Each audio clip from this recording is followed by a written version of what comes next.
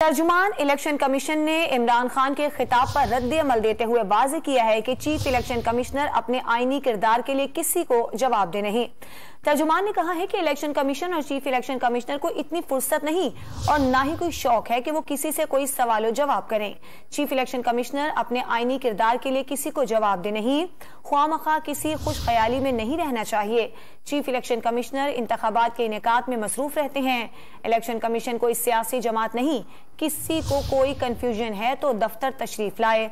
तर्जुमान ने कहा कि ज़िमनी इंतखाबात को शफाफ और गैर जानिबदाराना बनाने के लिए इलेक्शन कमीशन पूरी तरह सरगर्म अमल है।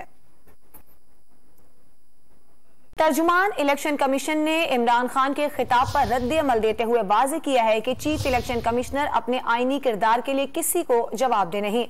तर्जुमान ने कहा है कि इलेक्शन कमीशन और चीफ इलेक्शन कमिश्नर को इतनी फुर्सत नहीं और ना ही कोई शौक है कि वो किसी से कोई सवाल जवाब करें।